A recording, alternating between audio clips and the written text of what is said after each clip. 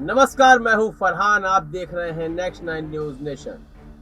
Bharatiya Janata party के लिए जो बात कही जाती है वह फिर कहीं ना कहीं सत्य साबित होती दिखाई दे रही है।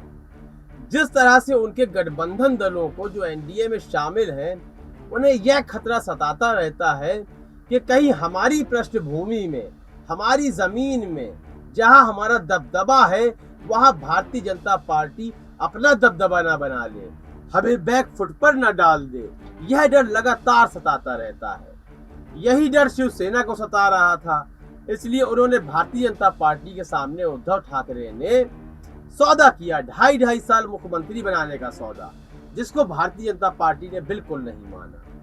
जेडीयू के साथ भी यही परेशानी रहती है, लेकिन नीतीश कुमार एक बहुत पके हुए नेता हैं, पुराने नेता हैं। वह इन बातों को समझते हैं और इस तरह की राजनीति को पलटने की भी ताकत रखते हैं, जिसमें नाकाम रहे उद्धव ठाकरे। लेकिन मौजूदा समय में हम आपको बता दें, टीआरएस तो जो तेलंगाना की पार्टी है टीआरएस, तो चंद्रशेखर राव जो इनके मुख्यमंत्री हैं, वह लगातार भारतीय जनता पार्टी के समर्थन में ही बातें करते थे, लगातार उनके समर्थन में रहते थे।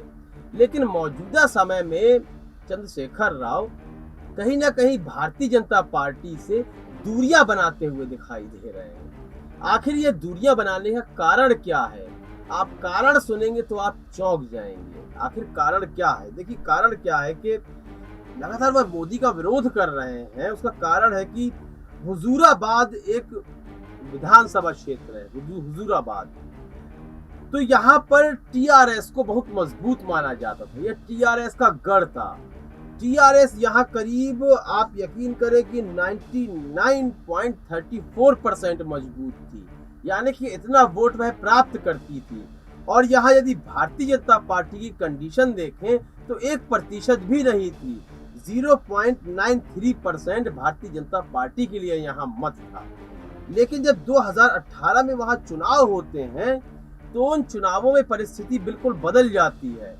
भारतीय जनता पार्टी 52% में आ जाती है, आप सोचें, और मात्र 48% में टीआरएस रह जाती है। तो टीआरएस को समझ में आ गया कि जो हमारा गढ़ था, जहां हम 99% मजबूत थे, वहां भारतीय जनता पार्टी महज 3 वर्षों में 52% में आ जाती है और हम यहाँ पर 48% में ही रहते हैं। इसका मतलब यह है कि आने वाले अन्य 3 वर्षों में जो स्थिति भारतीय जनता पार्टी की थी हुजूराबाद में, तो वह स्थिति कहीं ना कहीं टीआरएस की हो जाएगी। तो आप खुद सोचें कि भारतीय जनता पार्टी पे जो आरोप लगाए जाते हैं कि वह अपने गठबंधन दलों की जमीन पर ऐसा कब्जा कर लेती है कि वहां से उनका वर्चस्व ही खत्म कर देती है, तो यह कहीं ना कहीं इसी परिस्थिति से जूझ रहे हैं चंद्रशेखर राव, तेलंगाना के मुख्यमंत्री। तो अब इस परिस्थिति से निकलने के लिए, बाहर आने के लिए उन्होंने बीजेपी का विरोध शुरू कर दिया है। अब इस विरोध से उन्हें कोई फायदा होता है या नहीं, क्योंकि 52% बीजेपी जहां मजबूत हो गई है, या 2% भी मजबूत हो जाती है, तो उसका वह प्रतिशत कम करना नामुमकिन हो जाता है। तो अब यहाँ पर करीब 48% से ही संतोष करना पड़ेगा चंद्रशेखर राव को। तो इस संबंध में अपनी राय अवश्य दें, कार्यक्रम को लाइक करें, ज्यादा से ज्यादा शेयर करें और चैनल को सब्सक्राइब अवश्य कर दें। तब तक के लिए इजाजत दीजिए, धन्यवाद।